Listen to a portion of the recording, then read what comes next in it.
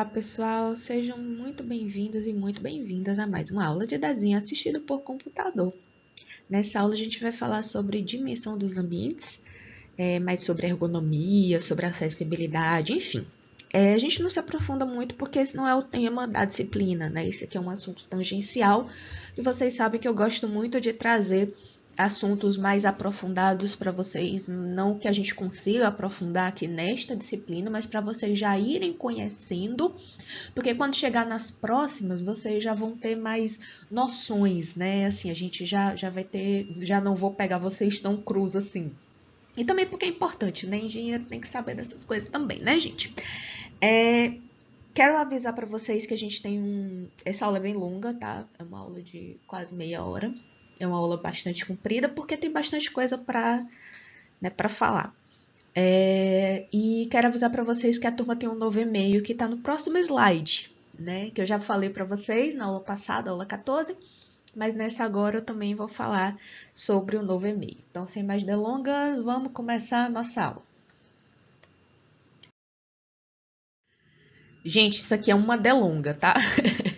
É uma atenção para o novo e-mail da turma. Esse vai ser o e-mail no qual eu vou receber os produtos que vocês vão desenvolver aqui na disciplina, tá? Quando vocês tiverem alguma questão para resolver ou quiserem me enviar alguma coisa para eu dar uma olhada, quando eu solicitar alguma atividade para vocês, vai ser nesse e-mail aí. Porque vai facilitar a minha vida também, né? Para eu encontrar os trabalhos de vocês e tudo, enfim. Eu achei que merecia um e-mail exclusivo da turma. Então, é esse aí o e-mail da turma. E é isso. Então, agora vamos passar realmente para o assunto. Vamos lá. Ergonomia. Ergonomia é a ciência que combina as características físicas do corpo humano, a fisiologia e fatores psicológicos para incrementar a relação existente entre o ambiente e o usuário daquele espaço. Também é chamada de engenharia humana. É a ciência que se dedica em adaptar as condições do trabalho às características físicas e psíquicas do ser humano, observando suas limitações e visando seu bem-estar, rendimento, produtividade, segurança e satisfação. Então, o que é a ergonomia? É você montar um ambiente no qual o corpo humano se sinta confortável, né, o que haja ausência de desconforto para o corpo humano, para que ele realize a sua tarefa, né, o seu trabalho, a sua atividade necessária com o máximo de produtividade possível. Eu acho muito complicado essa coisa, né, de homem é uma máquina, isso é um pensamento muito antigo, é um pensamento que vem de uma geração anterior à minha, inclusive, anterior a de vocês e anterior à minha, que falava a respeito de uma produtividade excessiva, na qual o ser humano só é feliz se ele produz intensamente. É uma coisa que já está se questionando, né? Mas, enfim, fica aí para vocês o conceito de ergonomia. Na verdade, tem em mente que é isso, é a ausência de desconforto, né? Não é a presença de conforto, é a ausência de desconforto para que seja realizada a tarefa que precisa naquele ambiente da forma mais adequada possível para o ser humano. Por que eu falo isso? Porque a gente tem a questão das medidas, entre aspas, padrão. O que acontece, pessoal? Começou-se a estudar a respeito de um padrão de ser humano, e esse padrão é um homem branco de cerca de entre 1,70 e entre 1,75 e 1,85, magro, que caiba no ambiente, né? Essa é a pessoa padrão. Quem começou a estudar isso foi na Europa, então foi o europeu médio, dos anos 1970, 1980. A grande questão de você colocar um padrão, de haver um padrão, é a exclusão de pessoas fora do padrão. E eu falo como uma pessoa fora do padrão. Eu não sou uma mulher magra, eu sou uma mulher do mid-size. Mid-size é aquela mulher que não é gorda o suficiente para se dizer uma pessoa que compra em lojas de pessoas gordas, mas também não é magra o suficiente para comprar em roupa de loja de pessoa magra, entendeu? Então, assim, é um mid-size. Então, assim, não estar num padrão é algo muito complicado. Então, a gente tem essas medidas, que são as medidas padrão, para vocês terem como noção, mas não tenham em mente um padrão para estabelecer. Sempre pensem nas pessoas que são fora do padrão. Mas, enfim, qual é o padrão? Eu vou falar isso assim, apesar de não gostar, mas vamos lá. É uma pessoa de lado, né, de em média 40 centímetros, aí estão todas as medidas, né? Essas medidas elas são tiradas de manuais europeus, como eu falei, da década de 70 e 80. Esse aí, se eu não me engano, é o Neuffer, é um livro muito famoso do século passado, que foi quando começou-se a discutir o homem é uma máquina de trabalho e ele precisa funcionar dentro de um ambiente. Mas é útil? É, porque você tem noção de tamanho. Por exemplo, se você sabe, se existe uma pessoa, você sabe que uma pessoa em posição, é esse número 2 aí. Esse número 2 eu vou apontar aqui para vocês. Esse número 2 aqui, você sabe que uma pessoa magra, de frente, ela vai ter uma altura de posição relaxada, ela vai ter, em média, 62 centímetros e meio de largura. Quando ela abre as pernas, né, assim que ela já tem as pernas abertas, já está numa posição mais afastada e com os ombros, né, com os cotovelos abertos, ela já chega a quase 90 centímetros. Então a gente está falando de tamanho de portas. Se a gente tem uma pessoa de frente, né, relaxada, mais uma pessoa de lado, a gente tem 1 metro. Isso é importante para tamanhos de elevadores, para tamanhos de porta, para tamanhos de corredores, para duas pessoas passarem, né, num corredor, em média, 1,15 m, para 3 pessoas passarem no corredor 1,70 m. Mas isso a gente está falando, vocês estão vendo que sempre são corpos magros, né? Corpos magros, corpos altos. Existem outros tamanhos também, que são tamanhos, por exemplo, de degraus, né? De alturas e etc. E aí eu coloquei aqui para a gente pensar, né? Pense que padrão sempre vai excluir pessoas fora do padrão.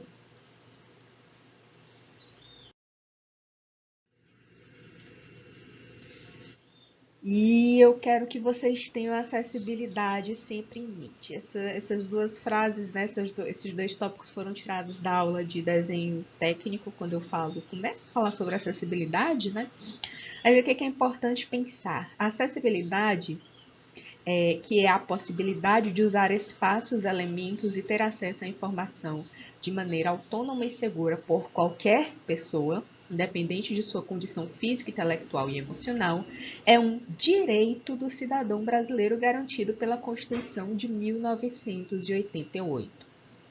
A NBR 9050, que é a NBR de acessibilidade, ela estabelece normas de acessibilidade para que todas as pessoas possam utilizar com segurança e autonomia de espaços mobiliários, equipamentos urbanos, edificações, transporte, informação e comunicação, inclusive seus sistemas e tecnologias, bem como outros serviços de instalações abertos ao público de uso público ou privado de uso coletivo. Então, assim, todas as pessoas precisam acessar todos os lugares e ter todas as condições. Aí você diz, ah, professora, mas eu, por exemplo, eu não tenho, eu não tenho nada que me obrigue a ter acessibilidade. Se uma a acessibilidade, ela não fala simplesmente sobre questões permanentes. Tem também a questão transitória. Por exemplo, se eu quebro uma perna e eu estou usando uma muleta, eu já estou dentro da acessibilidade. Já vai haver lugares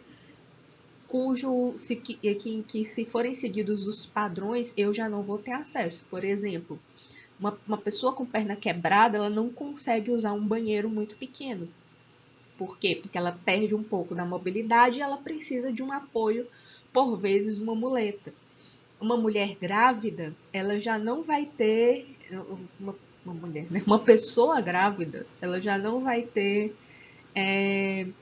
condições de utilizar também espaços reduzidos por conta do seu tamanho, né? Porque uma mulher grávida, ela cresce muito.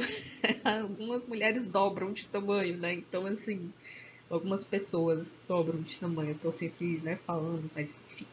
Algumas pessoas dobram de tamanho.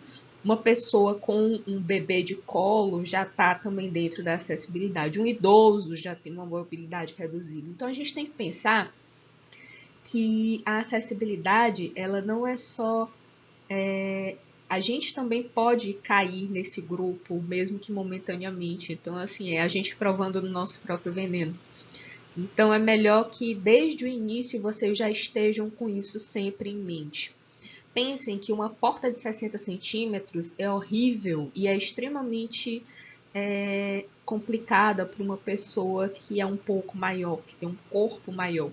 E a gente está falando apenas de um tamanho de corpo, não é nada demais, é só um tamanho de corpo, minha gente. É um corpo que é um pouco maior do que os outros.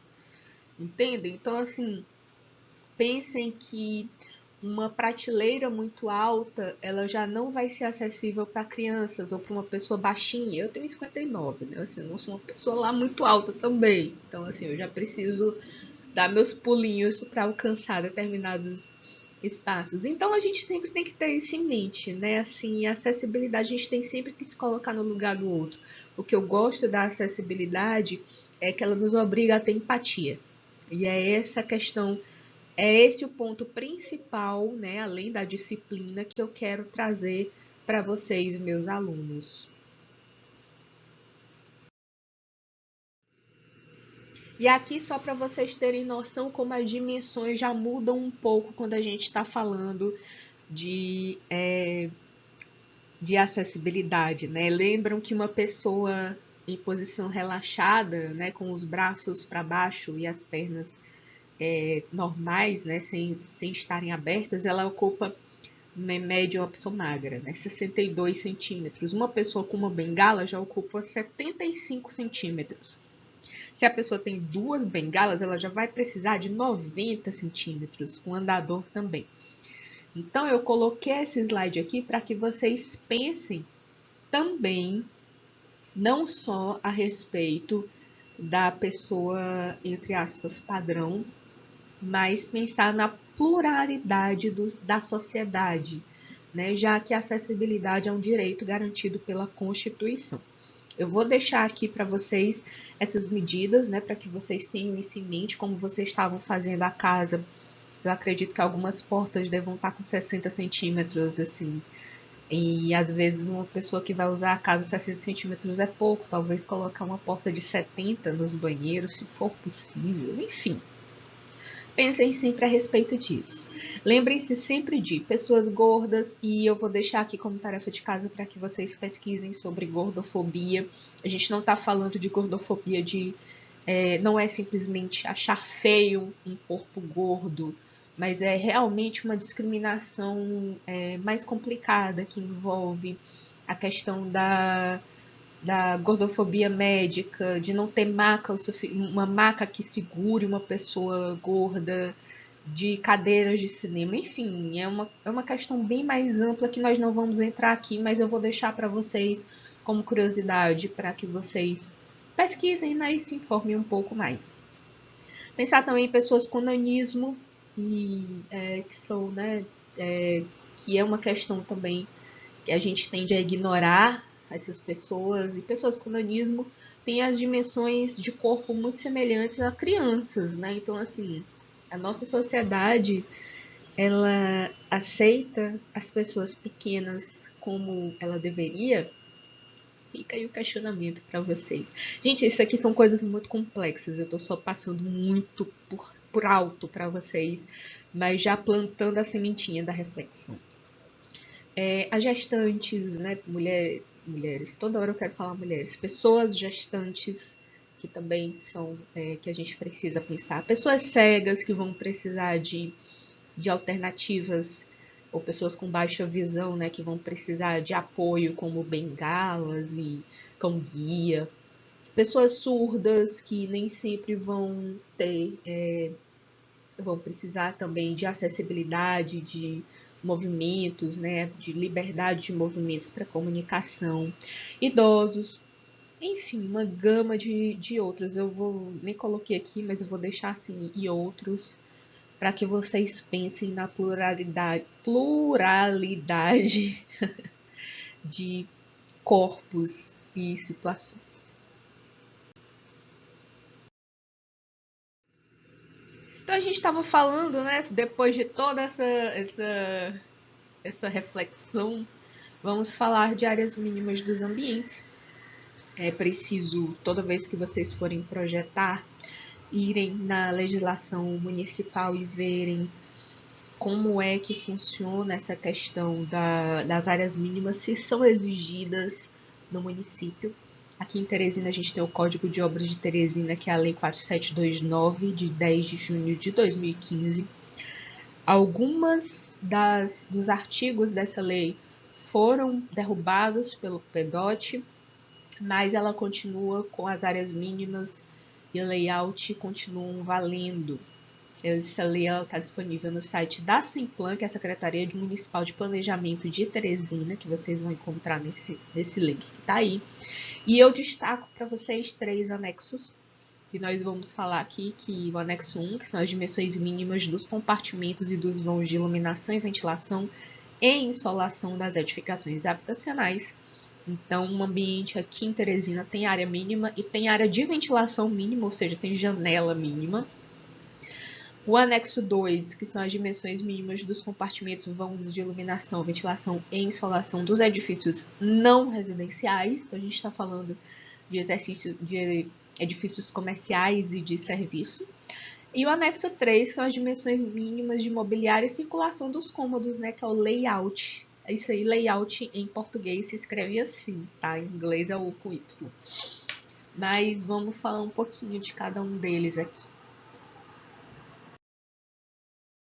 Lembrando que a gente mede a área do ambiente, aqui um desenho para vocês, né? A largura do ambiente, largura vezes comprimento é a área do ambiente, né, em planta baixa. E o pé direito é a altura do piso até o forro, ou o teto, o que vier primeiro. Se a casa tem forro, o pé direito é a altura do piso acabado ao forro. Se a edificação não tem forro, se é um telhado simplesmente só o telhado, né, sem forro, é a altura do piso acabado até a parte mais baixa do telhado. Isso é o pé direito. E a nossa legislação fala de pé direito mínimo, né, que nós vamos ver na próxima slide. Então, aqui, as áreas mínimas dos ambientes, vocês podem ver que a gente tem áreas mínimas de ambientes habitacionais. Aqui a gente está falando de edificações, né, de edificações habitacionais. A gente tem circulação, né, que são a gente não tem área mínima de circulação, que é corredores. Não tem área mínima nem ventilação mínima, porque não precisa. Mas a gente tem um pé direito mínimo de 2,20 metros. Lembrando que uma porta, a altura dela é 2,10 metros, tá? Uma altura padrão de porta, 2,10 metros. Então, a circulação e o vestíbulo é tipo um espacinho que você tem na entrada, tipo um hall, na entrada de edificações residenciais.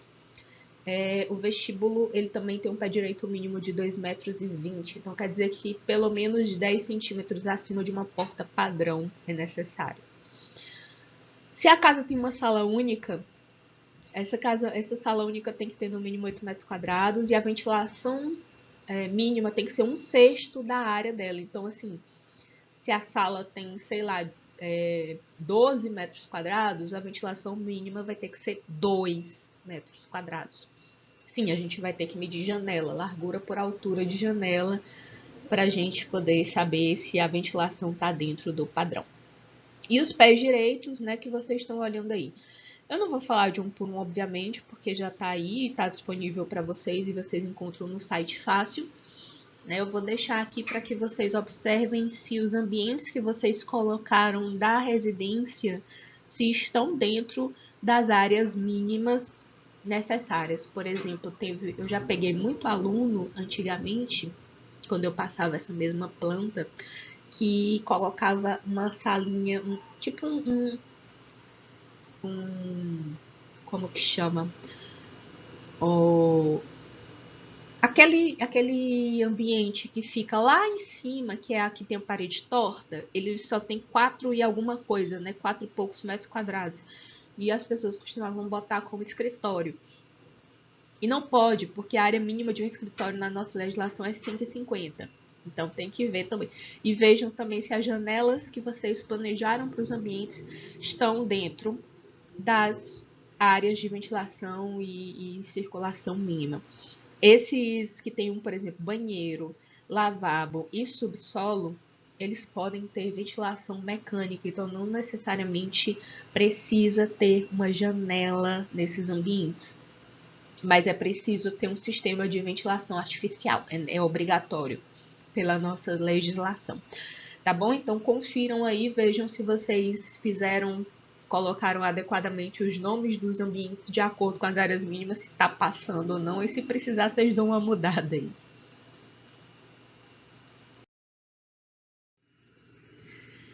A segunda, né? O segundo é o de a mesma coisa, só que de edificações não residenciais. A gente está falando de hall de prédio, hall de pavimentos para edificações multifamiliares, corredores em que circulam muitas pessoas. Vocês podem ver que não existe áreas de ventilação e iluminação mínimas em ambientes ambientes não residenciais, mas a gente tem pés direito mínimo, tá? Então precisa ser observado se o pé direito mínimo está sendo seguido, né? Se da altura do piso até o forro, a altura do piso até a parte mais baixa do teto, se está seguindo o padrão de acordo com o que a nossa legislação manda. E para finalizar a nossa aula de hoje, eu coloquei aqui também o anexo 3, que visa apresentar como sugestão possíveis formas de organização de cômodos, né, compatíveis com as necessidades humanas, ou seja, ergonômicas, segundo a NBR 15575 de 2013. Então, aqui são layout mínimo, né? Por exemplo, uma área de um dormitório de casal, tem que ter pelo menos uma cama de casal, um guarda-roupa e um mínimo um criado mudo. Um dormitório para 2 pessoas, tem que ter pelo menos 2 camas de solteiro, um guarda-roupa, criado mudo ou uma mesa de estudos. Um quarto de dormir, né? Cama de solteiro, guarda-roupa, criado mudo, enfim. Sala de estar, né? Um sofá de 2 ou 3 lugares, um armário ou estante, mais uma poltrona. Ou seja, você tem que ter o sofá, ainda tem que ter uma poltrona, né? A nossa lei tem que ter, gente, né? Na verdade, não tem que ter, né? São sugestões. Obviamente, você não precisa ter um sofá e uma poltrona, né? Não tem, nem na minha casa tem ainda. Para cozinhar, fogão, geladeira, pia de cozinha, armário sobre pia, gabinete e apoio para refeições, pelo menos para 2 pessoas. Então, vocês estão vendo que são sugestões. Eu ia colocar aqui tamanhos de móveis, mas eu resolvi não colocar, porque primeiro tem disponível na internet para vocês, então vocês conseguem achar essa informação muito fácil. E segundo, tudo vai depender de para quem está usando essa casa, né? Quem está usando aquele ambiente. Então, eu vou deixar como sugestão para vocês olhem no site da DECA para ver dimensões de banheiros, né? De louças de banheiro. Se querem saber tamanho de cama, procurem também. Vocês vão ver tipos de camas diferentes, né? King size, queen size, tamanho padrão, enfim. Box, altura de cama. armários, que hoje em dia a gente tem os armários que são planejados, né? Enfim. Pensem a respeito dos mobiliários, porque na próxima aula a gente vai colocar os blocos de layout na residência. Então é preciso que vocês tenham em mente essa questão do mobiliário, né? Pensando sempre em pessoas que irão utilizar aqueles ambientes. Tá bom, pessoal? Então, vamos finalizar, porque a gente já está chegando a quase 25 minutos isso, né, de falatório e eu já estou cansada. Vamos lá. Então é isso, pessoal. Espero que vocês tenham gostado da aula de hoje. Eu espero que eu tenha plantado uma sementinha da consciência, né, na mente de vocês, porque a gente precisa pensar sempre, né? A gente precisa ter uma sociedade um pouco mais empática. A gente já está num momento tão complicado, né? Assim, um pouco de empatia faz bem, tá bom? Então eu vou ficando por aqui, vou deixar meu beijo para vocês, me coloco à disposição caso tenham alguma dúvida, tá bom? Se tiver alguma dúvida, escreve aí que a gente soluciona, tá? Vou deixar meu beijo para vocês e até a próxima aula. Tchau, tchau.